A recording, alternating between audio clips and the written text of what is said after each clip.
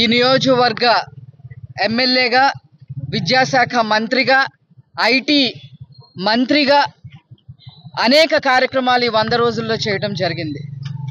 ఈ నియోజకవర్గానికి ఇంతకుముందు వైసీపీ ప్రభుత్వము భ్రష్టు పట్టించేసింది.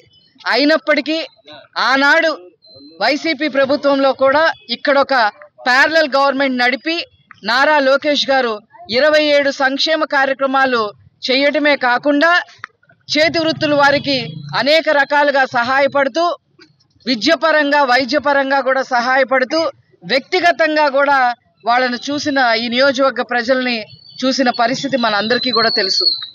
ఇప్పుడు కూడా మరి ఈ 100 రోజుల లోపలే మరి విజయవాడకు పట్టిన గతి ఎప్పుడైనా మన వరదలు వచ్చినప్పుడు అలాగే ఏదైనా వచ్చే అవకాశం ఉంటుందేమో మంగళగిరికి అని ముందుగానే ఊహించి ఇక్కడ కాలువల పూడికల దగ్గర నుంచి, అదేవిధంగా అండర్ గ్రౌండ్ డ్రైనేజ్ ప్రణాళికలు చేయటం దగ్గర నుంచి, గుర్రపు డెక్క తీసేయటం దగ్గర నుంచి, స్ట్రీట్ లైటింగ్ కోసమని టెండర్లు పిలిచేదానికి మొదలుపెట్టిన దగ్గర నుంచి అన్ని రకాలుగా కూడా నియోజకవర్గానికి అప్పుడే ముందుకు తీసుకెళ్లే ప్రక్రియ మొదలుపెట్టిన ఏకైక నాయకులు నారా లోకేష్ గారు.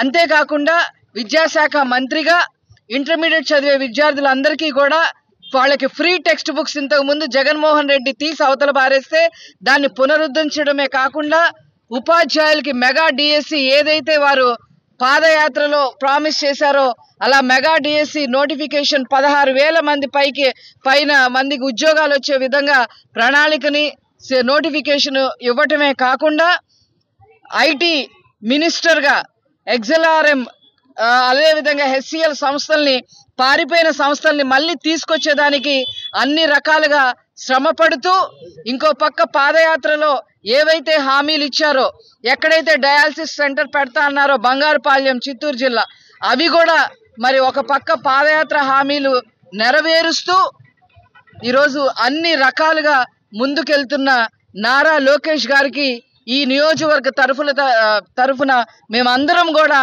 కృతజ్ఞతలు తెలియజేస్తున్నానని చెప్పి సందర్భంగా తెలియజేస్తున్నా. అంతేకాకుండా నారా చంద్రబాబు నాయుడు గారు మరి ఖజానా ఖాళీగా ఉన్నప్పటికీ జగన్మోహన్ రెడ్డి 10 లక్షల కోట్ల అప్పులు చేసి అక్కడ వదిలిపెట్టేసినప్పటికీ ఎవ్వరికి ఇబ్బంది లేకుండా 65 లక్షల పైగా మందికి అందరికీ కూడా మొదటిసారి 7,000, తర్వాత నుంచి 4,000, దివ్యాంగులకి 6,000 చొప్పున అందరికీ కూడా పెన్షన్లు పంపిణీ చేయటం అంటే అది మామూలు విషయం కాదు. ఎంత తిప్పలు పడుతున్నారో, ఎక్కడి నుంచి తీసుకొస్తున్నారో ఆ డబ్బులు ఎవరికి కూడా అంతు పట్టట్లా. ప్రజలు ఇబ్బంది పడకూడదు అనుకున్నారు, ఆ రకంగా మరి ముందుకెళ్తా ఉన్నారు. అదేవిధంగా ల్యాండ్ టైటిలింగ్ యాక్ట్ని రద్దు చేయటం కూడా జరిగింది. పాస్ పుస్తకాల్లో రాజముద్ర వేసే రకంగా అన్ని రకాలుగా చర్యలు తీసుకోవడం జరిగింది. చేనేతలకి జిఎస్టీని ఎత్తివేయడం జరిగింది. ముద్రా లోన్స్ అది 10 లక్షల నుంచి 20 లక్షలకి పెంచడం జరిగింది. మొన్న ఇక్కడ వరదలు వచ్చినప్పుడు నారా లోకేష్ గారు చేనేత వాళ్ళెవరూ కూడా ఇబ్బంది పడకూడదు, వాళ్ళ గుంటల్లో నీళ్లు వెళ్ళిపోతే మగ్గం గుంటలో నీళ్లు వెళ్ళిపోతే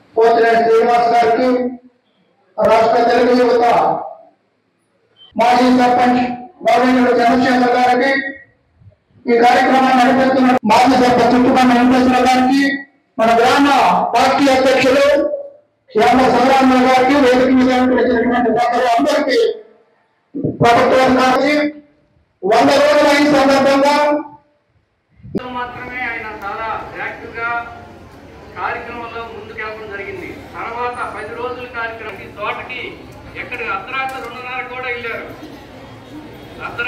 పెద్దవడ్లపూడి గ్రామంలో ఇది మంచి ప్రభుత్వం అని 100 రోజుల కార్యక్రమం మన గ్రామంలో నిర్వహించడం జరిగింది. దీనికి మన పెద్దలు ఎమ్మెల్సీ గారు, అలాగే పోతినేని శ్రీనివాసరావు గారు, ఇతర పెద్దలందరూ కూడా హాజరై, అధికారులు కూడా అందరూ హాజరయ్యారు. ఇలాంటి మంచి కార్యక్రమం మా వడ్లపూడిలో జరగడం ఎంతో శుభదాయం. ఎందుకంటే 100 రోజుల్లో అభివృద్ధి సంక్షేమం మన చంద్రబాబు గారు ప్రజలకి అందించడం జరిగింది. రావడంతోనే పింఛను 1000 రూపాయలు పెంచి ఏప్రిల్ నెల మరియు 3 నెలలకు కలిపి 7,000 రూపాయలు 65 లక్షల మందికి ఇవ్వటం అంటే మామూలు విషయం కాదు. అలాగే రావడంతోనే మెగా డిఎస్సి ఏర్పాటు చేసి 16,425 పోస్టుల్ని భర్తీ చేయడం జరిగింది. అలాగే అన్న క్యాంటీన్లు గత ప్రభుత్వంలో మూసివేసిన అన్న క్యాంటీన్ని మళ్ళీ తెరిచి పేద ప్రజలకి 5 రూపాయలకి అన్నం అందించడం జరుగుతుంది. అలాగే అనేక సంక్షేమ కార్యక్రమాలు, అభివృద్ధి కార్యక్రమాలు ఈ 100 రోజుల్లోనే తీసుకురావడం అంటే మామూలు విషయం కాదు. గత ప్రభుత్వం 10 లక్షల కోట్లు అప్పులు చేసి ఈ రాష్ట్రాన్ని అప్పులు కుప్పగా చేసిన పరిస్థితి. అయినా కూడా చంద్రబాబు గారు ఆయన యొక్క పనితనంతో, ఆయన యొక్క తెలివితేటలతో ఈ ప్రభుత్వాన్ని ఒక గాడిన పెట్టి తక్కువ రోజుల్లో కూడా ప్రభుత్వాన్ని సంక్షేమం అభివృద్ధి దిశగా తీసుకెళ్తున్నందుకు మా గ్రామం తరఫున, తెలుగు యువత తరఫున కూడా ధన్యవాదాలు తెలియపరుస్తున్నాం. అలాగే మన యువత ఆశాకిరణం లోకేష్ బాబు గారు కూడా ఈ నియోజకవర్గంలో అనేక అభివృద్ధి కార్యక్రమాలకి శ్రీకారం చుట్టారు. రాబోయే రోజుల్లో కూడా ఆయన ఈ నియోజకవర్గాన్ని ఒక మోడల్ నియోజకవర్గంగా తీర్చిదిద్దాలని హామీ ఇచ్చారు. కూడా రాబోయే రోజుల్లో ఈ నియోజకవర్గం ఒక మోడల్ నియోజకవర్గంగా తయారవుతుంది. ఇక్కడ ఉన్న అనేక సమస్యలను కూడా ఆయన దృష్టికి తీసుకెళ్లడం జరిగింది. ఆయన ఎన్ని ఒక ప్రణాళిక ప్రకారం అభివృద్ధి చేస్తారని ప్రజలకు తెలియజేసుకుంటూ ఈ అవకాశం ఇచ్చిన పెద్దలందరికీ ధన్యవాదాలు, నమస్కారాలు.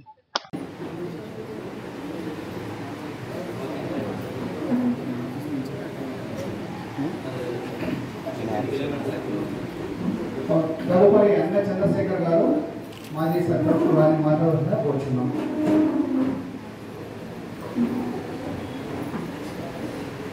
ఈరోజు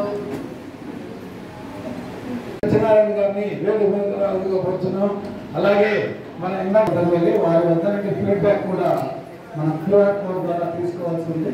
అది ప్రోగ్రామ్ తర్వాత రేపటి నుంచి వాళ్ళు ఇంటికి వచ్చి QR code scanner app download చేసి ఆ యాప్లో చాలా సంతోషంగా ఉంది. ఇంతవరకు నేను పెద్దపూడి గ్రామంలో ఎన్నో ఈ కార్యక్రమాలు చూసాను, కానీ ఇంతమంది ఆగవడం అనేది చాలా హ్యాపీగా ఉంది. ఈ కార్యక్రమానికి చంద్రబాబు నాయుడు గారి విధానం అందరూ అంతకుముందు దేశవ్యాప్తంగా రాష్ట్ర ప్రభుత్వం దృష్టికి తీసుకెళ్ళి మరి మన నాయకులు ఏ విధంగా ఆలోచన చేయాలి, దీని విధంగా నీటి నికృష్టం దుర్మార్గమైనటువంటి చర్యలన్నింటినీ మరి తొలగించుకుంటూ ఈ రాష్ట్రాన్ని అభివృద్ధి పనుల్లో తీసుకెళ్తున్న ముఖ్యమంత్రి గారికి ధన్యవాదాలు తెలుపుకుంటూ సెలవు తీసుకుంటున్నాం.